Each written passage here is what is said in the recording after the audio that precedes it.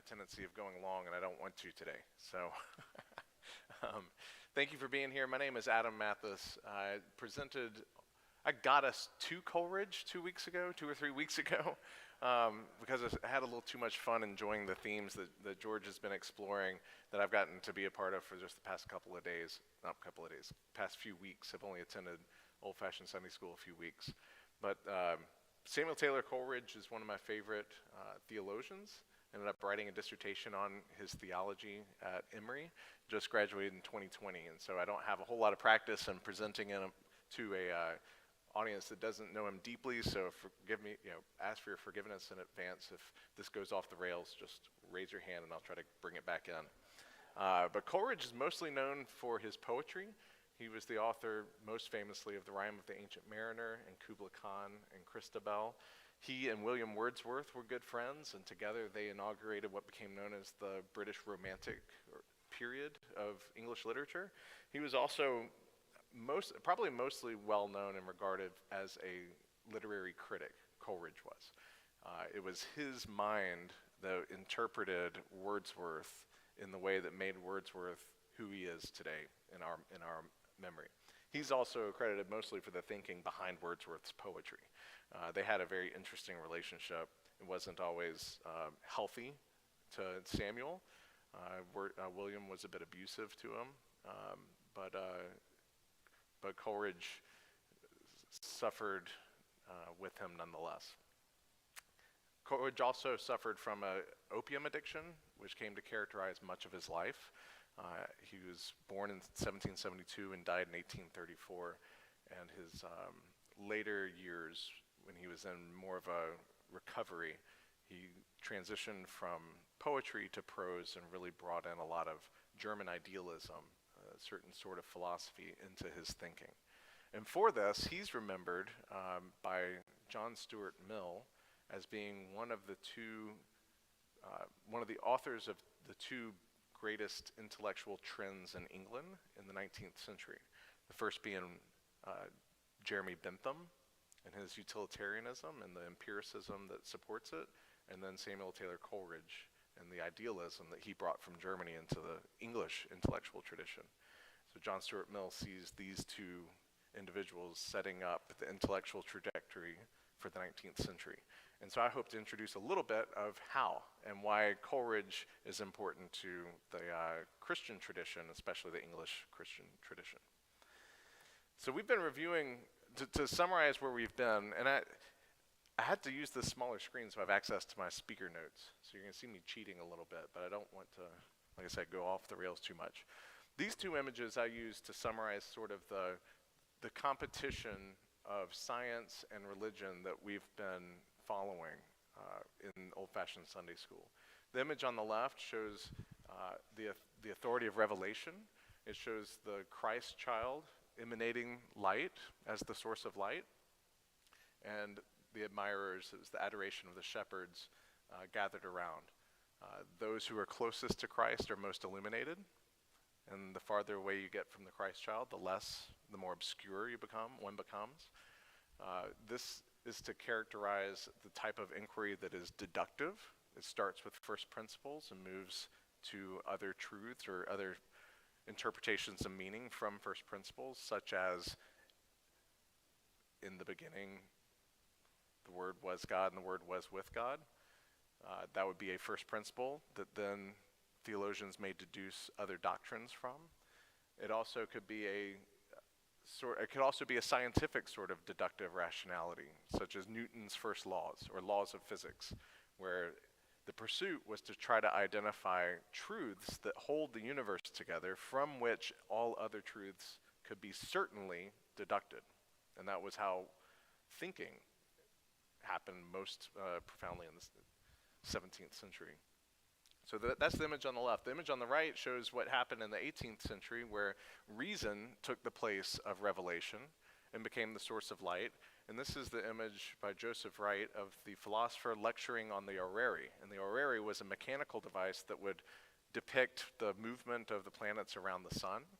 And what you can see, I think what's most interesting is the joy on the children's faces now is directed at trying to understand how the world works in this mechanical sort of way, as opposed to the smile on the Mother Mary's face looking at, adoring the child Christ. This image is supposed to represent inductive scientific rationality, which is the scientific method, the means of the means of questioning how things work without an end in mind. Right? So doctrinal rationality would begin with the end in mind and work the other way. So inductive rationality, and then the expressions that this takes are empiricism and materialism, utilitarianism. The religious expression might be deism, where God sets up the earth as a watchmaker and then steps away. Theism, where God sets up the earth and then intervenes every so often. And then atheism, of course. There's just the total casting off of revelation as an authoritative source of truth. On the left, some of those expressions, and we talked about them more thoroughly last time I was with you, was pietism, which began in Germany, evangelicalism, which sought the truth from first principles in Scripture, Methodism, which sought to exhibit one's salvation through one's behavior and have it affirmed socially, also based in scriptural interpretation of what right living should look like.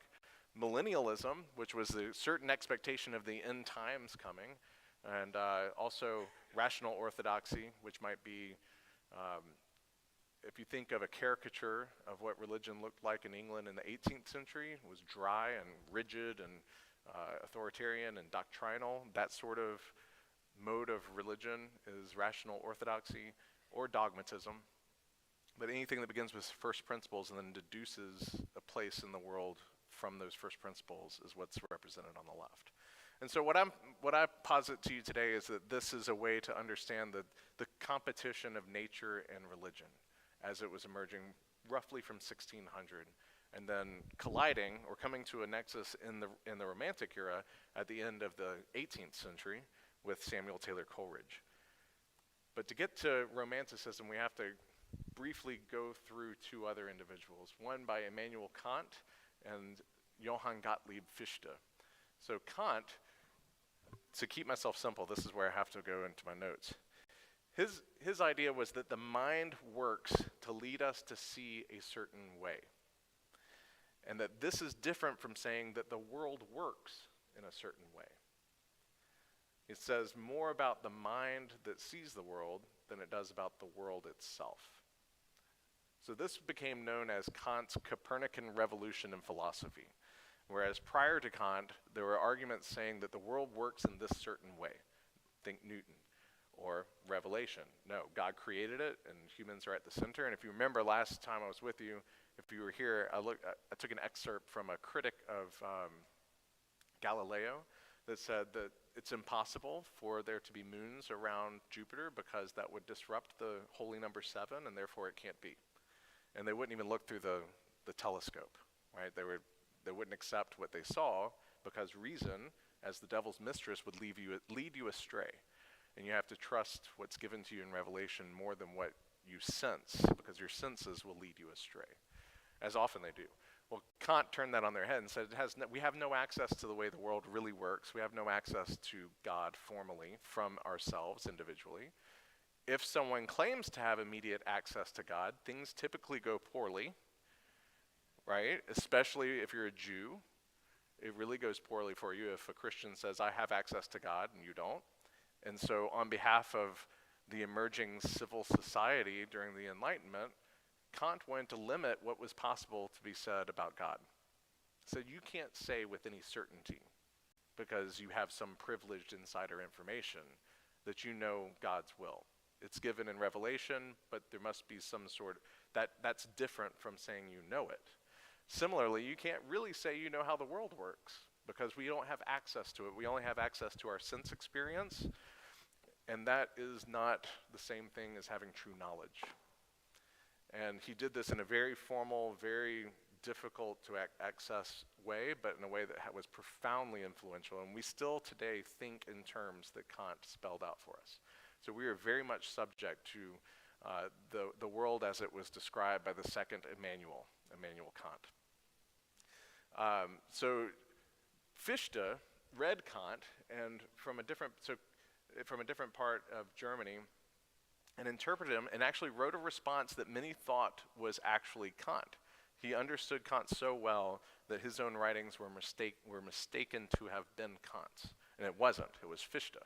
But Fishta took it a little bit farther into this realm of subjectivity, right? Of taking the world as it is, claims the way Kant interpreted or changed claims that had anything to do with the way the world actually was to making it how we perceive the world. Fishta took it one step further, and we're going to talk about how Coleridge appropriated these principles.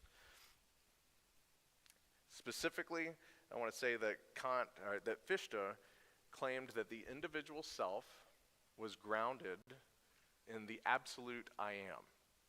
And by absolute I am, he was playing with biblical language to say something about the identity or the coincidence of opposites. That the power of creation and the power of destruction are contained in one unitary whole, that they're identical, and that that identity is the grounds of all being, and that that identity is what we share in as well. And that becomes the identity of subjectivity. What this did was it put those principles of creation and destruction within.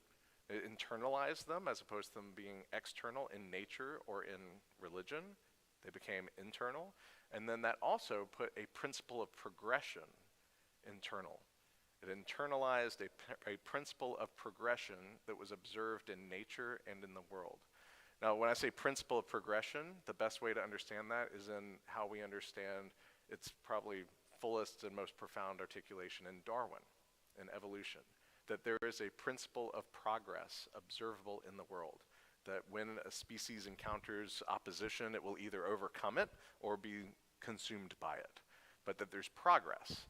And so this progress that people were observing in nature and in industry and in morality, there was a strong feeling that there was an ability to improve oneself morally, that's actually innate. Not just innate, but it goes before our awareness. It vivifies, it is part of our vital energy, and that it comes from this opposition of creation and destruction that resides in our absolute identity. So these are some of the obscure thoughts that Fishta advanced Kant by, but the neat thing was Coleridge was reading it. And Coleridge was a genius, and he knew language very well, and he was one of the few of the time to travel the continent of Europe and to study in Germany in German language, and was exposed to these ideas firsthand. And then he brought them back to England. If you think about the intellectual climate of England, apart from Coleridge's travels, it was determined by Locke, Hume, and think about the Industrial Revolution and all of the mechanical, Coleridge called them mechanico-corpuscular philosophies, which is a fancy way of saying like mechanical corpuscular. that our bodies and our world and our life is determined by external empirical forces, that for every effect there is a cause. And this philosophy became so profound in all manners of human inquiry that there was a psychologist, a very persuasive psychologist named Joseph Hartley. Coleridge named his first son after Hartley. And Hartley's psychology was that called associationism. That our thinking has to do with associations, and that we don't produce any of them organically, but that they're the product of vibrations in the world, that there are mechanical influences to our thinking. That's a mechanico-corpuscular, mechanical bodily philosophy, right? The mechanical effect of the world on the body produces your thinking. Coleridge was so convinced of this, he named his first son after him, and then he completely turned him away and rejected everything that had to do with associationism because he was a creative genius.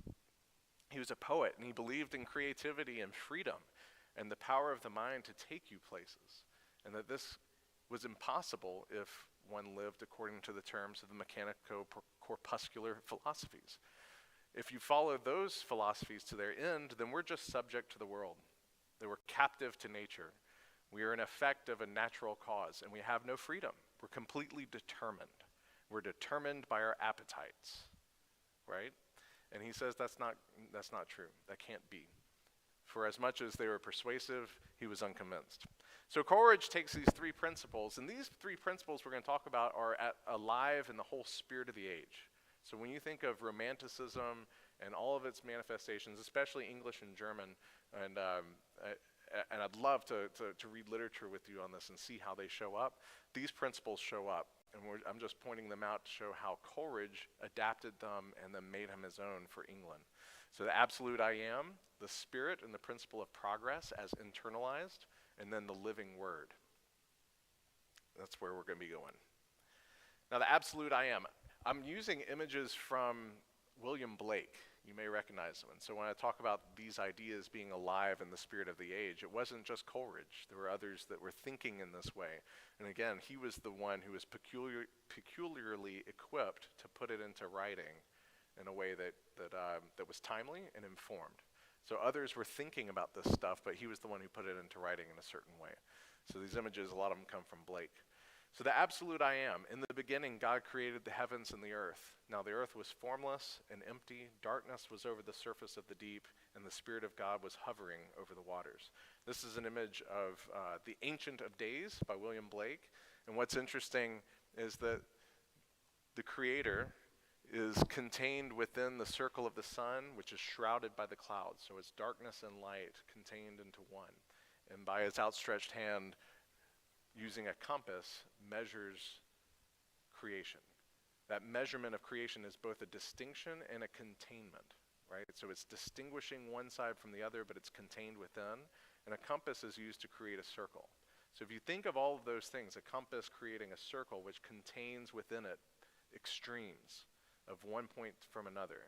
And in the context of creation, that would be light and dark, matter and water, creation and destruction, all contained within the hands of the Creator, who's also measuring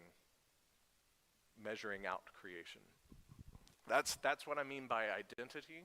The absolute I am is the force and power of the Creator that holds both contrasts in one whole hand. It contains the whole wide world in his hands.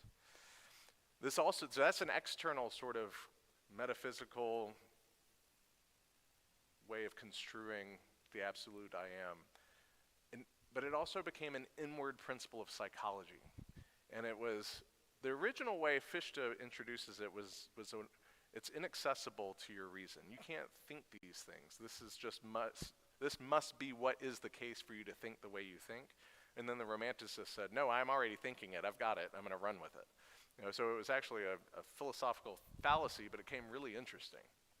So the next step would say that the individual is grounded in this absolute I am, this identity, and within it, it contains the spring and principle of progress and development within it. And it's animated by the Spirit. So the Spirit that we see that's vivifying all of nature, the world that's alive, is also the Spirit we share in, and that Spirit shares resonance with the Holy Spirit. And some were willing to say it is the Holy Spirit. Others were saying it's spirit, we don't really understand it, but we share in it. This puts the subject, you, the individual, in the middle, the center point. We still live in a world that puts the individual first. So it puts the subject in the middle, and it contains within it the coincidence of opposites. Again, this is William Blake, the sun god. I can't remember the name of this painting, sun god and the dragon. But again, you see the theme of a recurring cycle, right, in the tale. And the image itself is wrapped up in a circle, showing how these two opposing forces are contained within one unitary whole. So this was what existed within, right? So within, we all have the power of creation and destruction within us, and that this is part of the animating force that gives us life. And you also may think about how the coincidence of opposites produces power in a battery. You have a positive and a negative side, and when they're connected, it produces power. So similarly, internally, psychologically, you have these two opposing forces that are in tension, but constantly moving. And they're constantly moving, and it leads to a life qualified as a struggle and as a strife. And that all of life is this longing and a striving, and that is the restlessness of life. There are also, you may hear echoes of Augustine in this. Our hearts are restless until they rest in thee. This shows something of that restlessness. That we're not just a good angel and a bad, we don't have good angels and bad angels sitting on our our shoulders trying to convince this unmoved thing to go one way or another. They're both within, and the unity of those two forces are who we are. It's what constitutes who we are when we think of ourselves. Let's see if I have any other cheat sheet here. Another way to say it is that instead of fixed principles like religious doctrines or scientific laws from which human relations are deduced, man to self, man to other, man to nature, man to God, or from which our inquiry proceeds, like inductive scientific method, Coleridge internalized these principles and made them part of who we are and credited them for how we can grow. The self is striving and longing, and we posit ourselves and negate ourselves. So, this left image is the wanderer rising above a sea or looking over a sea of fog. That internal principle of identity is inaccessible. We don't know that this is here, we just have a sense of it. And so it's obscured by clouds. That's what that image is supposed to represent. It's not like we can say, oh, I'm going to access my demon right now to destroy something, or I'm going to access my, the sun god so that I can be creative. We don't have that immediacy. It's something that we sense shows up, and that sense is a really deep sense that becomes evident to us in the feeling of awe or in the sublime. And the sublime was a formal way of talking about that fear and trembling that we encounter when we're confronted by the power and mystery of the all. And often this is represented in scenes of romantic landscape. If you go to the Met in New York, or if you see romantic landscapes, they're usually huge and filled with the scale. Even if it's not a large painting, the person will be very small to show how large and magisterial the image of nature can be. And that feeling that overcomes us when we're confronted by the power of nature is the sublime. And it's represented as a fear and trembling. And that fear and trembling shows us something of ourselves and how small we are when confronted with the all. That is awe, A-W-E, and it's also sublime. That's the sense that leads us to understand that this force and this power precedes our understanding, that it comes before our thinking and doing. And as such, it must be obscure to us. And so the image on the left shows that the obscurity of our origins, the absolute I am, is not something we can just pull out and have confidence in. It's not something we have knowledge of. Rather, we have a deep sense and awareness of it coming before us. And then the image on the right shows, well, this is St. Michael and the Dragon, also by William Blake. But it's, again, the theme of the unity of oppositions and the struggle that ensues in that opposition. But they're inseparable. They're taken as a whole. So it's that commitment to unity. So out of this, one can see that from the same sleeping mind, dreams and visions of heaven and hell are produced. So these are two different, this is William Blake and Fuseli. This is Jacob's dream. So here's Jacob asleep, dreaming of the stairway to heaven. And this is the nightmare by Fuseli. And there's a sleeping woman with a demon sitting on her chest. The idea is that we don't know what we produce, that our minds actually hold within them and shroud visions of glory and of horror. And we don't really know and don't have control over what comes out. And that we should take this seriously when we think about questions of how do we order ourselves in a civil society. This was the warning. So how do you live when you don't know whether your actions are going to produce demons or angels? You live in pursuit of virtue. Virtue being obedience to the ultimate good or the highest good, which is revealed to us in the moment of our choosing, but we don't really know it. That was something that I really appreciated about this time, is they were very careful to say what they do and do not know. We don't really have that kind of care anymore. We're very confident in what we say is good and bad. Then it was, you're going to choose to do the highest good, but you will not know whether or not it is the highest good in the moment of your choosing. So you have to act as if it is. and trust that what you do may be in conformity with the principle of the highest good. And so this shows us how duty is an expression of that. It's also an expression of freedom. It's freedom because you can act against self-preservation, which appears to be the governing principle in nature. And self-preservation, you can see in nature in Newton's laws. An object in motion stays in motion until it's acted upon by another opposing force. It's also observed in evolution. The preservation of the species is self-preservation. It's an instinct to life. But we also see and know that we're not determined by that instinct, because people choose to die for causes every day. And so it's an individual choice that becomes duty, but it also is a collective choice which has ramifications for society. This is liberty leading the people. The question of freedom and the status of freedom in a mechanical world was very important. And it was acute in the late 18th century, especially with the French and American revolutions. So whereas duty became a principle for living and a way of seeking right living when you know yourself to be productive of both creative and destructive forces, freedom was a way to rally a people and to identify a community in pursuit of that larger goal. Now the trouble with this was, again, that there are unforeseen consequences to freedom. The guillotine is one. And it shocked the literati of the day. Those Wordsworth and Coleridge, big supporters of the French Revolution until it turned bloody. And then a lot of people thought, this can't be what we were championing. How is it that freedom led to so much bloodshed? Because freedom was supposed to be the manifestation of the good, right, as an expression of one's duty, and it led to terrible things. And so what that became the awareness that radical evil manifests precisely when we think we're doing the most good. And so it became a cautionary tale, that again, we have to back off of claims of what we think we know is right and wrong, because both forces reside within us and lead us to action. That all of our life is characterized as a striving and a struggle, a longing, a grasping. But we have to be careful with what we grasp, because that grasping itself contains both destruction and creation within its own reach.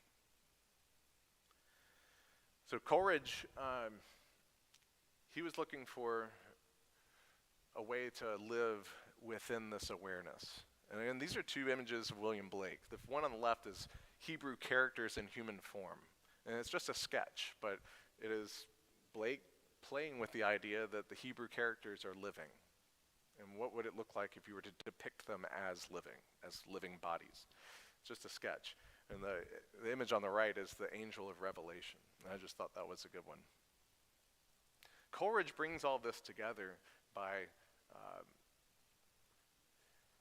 seeing that life isn't hopeless, right? Even though radical evil manifests precisely when we think we're doing the right thing, and that it can lead to the bloodshed of the French Revolution and awful things, life is not hopeless or meaningless. We don't need to resign ourselves to it.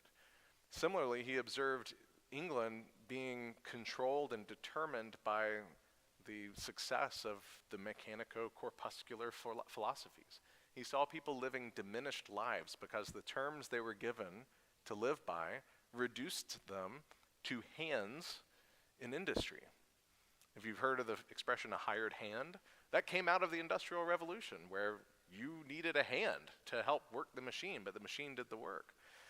And the machines transformed how we related to time. It transformed how we related to nature, how we related to each other, the means of production. Time most profoundly became something that could be measured, and questions of efficiency followed. How much can you produce in a certain amount of time? And he saw that this had a bad effect on the people, that thinking was reduced to something that was measurable, quantitative, rigid, unimaginative, lacking spirit. And if something lacks spirit, what is it? It's dead. It's dead. And so he saw it as essential to his mission as one who had access and a means of representing this through the power of imagination to resuscitate people's thinking. And the way one would resuscitate thinking is by reflecting on holy things. Reflecting on prayer, reflecting on the writings of the divine, reflecting on scripture and reading scripture. And he stayed really in the philosophical camp, and a lot of this became really obscure and inaccessible. But he was committed to this idea that if people would reflect and turn their mind upon itself through the reflection of holy language and holy subjects, then the two-dimensional mind would start to become three-dimensional again, and then even vivified and animated by the Spirit. And so in a sense, he was bringing together all of these threads of inquiry from electromagnetism and the idea of electricity being the spark of life. Some even thought that electricity was God because it was animating life in such a way. There were experiments also where electricity was hooked up to frog legs, and they would see the legs kick again, and they wondered, can we reanimate the dead? Mary Shelley explored this, although it wasn't explicit in her novel Frankenstein. The idea of reanimating dead life or matter through the power of electricity raised all sorts of questions, both scientific and ethical. It's still something that we, I think, trouble with. So Coleridge was playing with electricity. He was really interested in electromagnetism and something he called animal magnetism, which later also became mesmerism and hypnotism, which was the idea that you can control somebody through the energy that animates their life. Really interesting stuff, right? Like you can put someone to sleep and then make them do things they're not aware of. That's hypnotism. Same concepts being played out. You know, Coleridge brought that in and said, well, no, that's actually something we can harness. We can harness this power to animate our thinking and bring a fullness of life back to it after it's been corroded by the power of mechanical philosophies.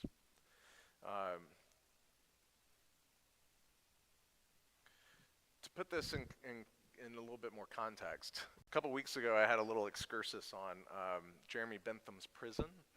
It was called the Panopticon, and I used it to talk about how powerful the idea of observational rationality was. I might be able to pull it back up if you all remember the image. I can probably just search it. Oops, no internet. Oh no, this might be bad. Ah, okay.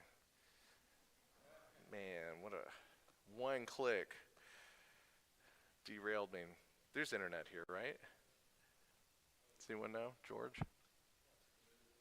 Guest Wi-Fi?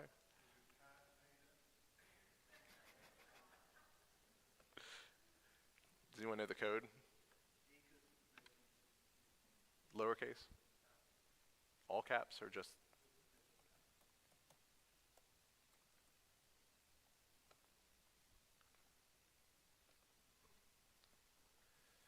Okay, so the Panopticon, the idea was that observation is so powerful that you can transform behavior by observing someone, right? So if you have prisoners, if we design a prison where the guard post is in the middle and it's obscured, whoever's inside of it can't be seen, and you arrange all the cells to have a door that opens that looks right at that guard tower, then the prisoner will feel themselves to be under observation of the guard all the time. And that if they feel like they're being watched, then they will conform their behavior in a way that's good for society. Very, very utilitarian principle, but it was also based on the power of observation, that someone's behavior can be reformed through observation. Think now about the number of cameras that are working on our behalf for public safety. Or a stern look at a child in a church, right? Behave. I think I used that one today. not on you. So I'm not going to mess with it and try to bring that up. But so that's the Panopticon. Now turn that around and talk about how behavior can be reformed through reflection. Not by being looked at by some external force, but through within, through your own internal reflection on matters that are holy, not just on anything, not just at looking at nature, the whole I go to church on the golf course thing. It's not for Coleridge. He said, no, it's actually the traditions that are handed down to you because all of it is alive. The living word is alive. So the words themselves are alive. Because if they weren't alive, they'd be dead. And dead words are doctrines. And the idea was, again, that this force that animates life, this wavering, the Spirit of God hovering over the depths in the moment of creation, it wasn't the Spirit of God stood static over the depths. The Spirit was wavering. So this movement becomes also how we understand our own thinking. That when we're thinking in motion. And as soon as we have a thought, we posit it. That thought is set down. And when we think about it again, we pick it back up. That imperceptibly to us, that's an analogy for how we think, is that a thought is posited, thinking is in motion. So the activity of the mind is a living mind. When we talk about doctrinal orthodoxy, or if we build a religion around a doctrine, we're building it around a thought that is posited, that's set down, it's placed, it's static, it's dead. The thinking, the Spirit is alive and working and animating, and we're constantly being negotiated by the Spirit in its activity. And so religion should, according to Coleridge, take on this quality of life, of inquiry, of continuous activity and growth, but if neglected, it will diminish, right? So it's like a muscle that atrophies from underuse. If you don't use this quality of Spirit that's given to you, then it will die. And that was what he called cultivation. The mind could be cultivated as distinct from civilized. He made a distinction between civilization and cultivation. He lamented the possibility of becoming over-civilized at the cost of being under-cultured or under-cultivated. The over-civilized mind was the product of those mechanico-corpuscular philosophies, that you can be all right all the time, but lacking in any depth or life. You have no imagination. I don't know if you've met anyone like that before. It sounds like maybe you have, right? The cultivated mind, through the power of imagination, perceives meaning beyond that which is given in experience. So if something's given in experience and you ask, what does this mean? Then you're exercising the act of reflection. And that's possible because of the power of your mind and imagination to represent new meaning to yourself. In Aids to Reflection, he writes about the science of words being his purpose, their use and their abuse, that they're living words. He says they are the wheels of the intellect, such as Ezekiel beheld them in the visions of God as he sate among the captives by the river Chebar. Whithersoever the Spirit was to go, the wheels went, and thither was their spirit to go. For the spirit of the living creature was in the wheels also. So the words, imagine, this is a crazy poet who's been influenced heavily by opium. Words are living, and they are the wheels of Ezekiel's chariot, or the chariot that Ezekiel saw. And those wheels are the animating spirit and force of life, and we share in that spirit. And so the communion that's possible between words and the reflecting, inquiring spirit is very intense and great, and it'll be life-giving, but it's also a struggle. So now we're going to talk a little bit about the Rime of the Ancient Mariner, and this is one that I want to encourage you to go home and read. It's a joy. It's one of the classics of English literature. If you haven't read it in a while, you should. And you can see some of those themes playing out. And instead of being subject to nature, he says that nature receives human agency, the actions of human agency, and then gives them back to us. That the world can be diminished by wrong choices, but we also don't always know what those choices are. And so here's an excerpt. And I had done a hellish thing, and it would work 'em woe. For all averred I had killed the bird that made the breeze to blow. The very deep did rot, O Christ, that ever this should be. Yea, slimy things did crawl with legs upon the slimy sea. Ah, well a day, what evil looks had I from old and young. Instead of the cross, the albatross about my neck was hung. The mariner shot the bird, that made the wind to blow, they said. But then they also said that, so he shot the bird. He didn't really have a reason to, he just shot it. And all this hellish consequence ensued. That's not possible in a mechanical world. Instead, it was something else. It was an exhibition of the world receiving his actions and then turning them against him. Human actions beget consequences unknown at the time of action, beyond the pale of mere cause and effect. The world receives the actions of the moral agent as a blessing or as a curse. 4 times 50 men, and I heard nor sigh nor groan. With heavy thump, a lifeless lump, they dropped down one by one. The souls did from their bodies fly. They fled to bliss or woe. And every soul it passed me by like the whiz of my crossbow. The guilty feels seeing his crew die. And mysteriously, only because he had shot this bird. And in the end, he prayeth best who loveth best all things, both great and small, for the dear God who loveth us, he made and loveth all. In the end, again, it's the unity, right? So you have the rainbow that's holding together the southern sea of ice, and then the journeying mariner, of which we all partake in that journey, following or being shepherded by the albatross. So that concludes our presentation on Coleridge today. Do we have any questions? I hope. Yes? So, obviously, Coleridge was a theologian. Was he a Christian? Yes, deeply. He never gave that up. And a lot of the Romantics did. He was actually a little peculiar because he'd never lost faith. And what he didn't lose faith in was the Trinity, that God is mysterious and multidimensional, and yes, deeply Christian. And did he have theological works that were not poetic? Yes. Aids to Reflection is one of them I pointed to.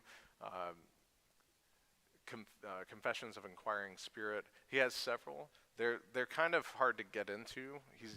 He was kind of manic. His writings are not really concise. They're really not. His poetry is better than his prose. Yes. Yeah. Let me get you the mic because we have people online who can't hear the question, and we all want to hear your question. Sorry to pose this question. I'm wondering, shortly before he was born, you have the onset of Quakerism. Right. And how was he affected by that? Yeah, that's an interesting question. So Quakerism, I'm going to put in line with the Pietists, that we're looking at the power of spirit for almost an immediate, the immediacy of spirit. That one has immediate access to spirit and it influences how we live and behave. So Pietism informed that, and then Quietism was another expression of this. It was really it was a reaction to doctrinal orthodoxy, where if you went to church and it was just really dry and there was nothing to it, others would say, well, no, there's also this Holy Spirit and we know something of it. So how was Coleridge influenced by it? Coleridge was reading a book called The Life of Wesley while he was writing a lot of his prose theology around 18 to 1825. And he liked the idea of what Wesley was doing, but didn't like really the fanaticism it took. It could take on a character of fanaticism. And again, fanaticism, and even that of like the Quakers, was suspect because it wasn't really useful for creating a civil society. Again, if you claim to have immediacy to the Spirit, it usually ends poorly for someone else. So even though there are benevolent expressions of immediacy, like the Quakers, the Society of Friends, right? No, we want a peaceful. It doesn't really go well, especially for Jews.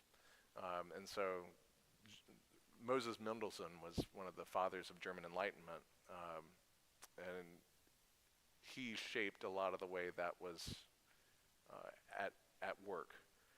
So again, an idea could be good, but not entirely useful if it didn't have universal application. Everyone was in search for the one theory that holds it all together. Whether it be revelation, or whether it be science, or reason. Everyone wanted, it's just unsatisfying to have a philosophy that doesn't actually account for everything. And so again, the way that this played out, it could be in competition, so that those who believe in science cannot believe in God. You may have met people like that. And those who believe in God cannot believe in science. Because the totality of the philosophy pushes out competitive voices. Well, and that's one way of describing it. And what I've tried to show is how Romanticism tried to bring both of these otherwise competing worlds into the mind, and said it doesn't have anything to do with the world itself. It has to do with how you perceive it. And then the question is, how are you going to behave? If both of these things are within you, how do you then live? And then that question should concern your relationship to yourself. How do you live with integrity, duty, right? Pursuit of freedom. How do you live with others? Again, the civil society. How do you relate with God? Big questions of theology. And then how do we relate with the world and with nature? And so, Coleridge's the shooting the albatross. Well, that's a poor relationship to nature. And God takes it out on him. Or nature, because God's not really in the rhyme. The world, the all, takes it out on the agent that sinned. The world becomes an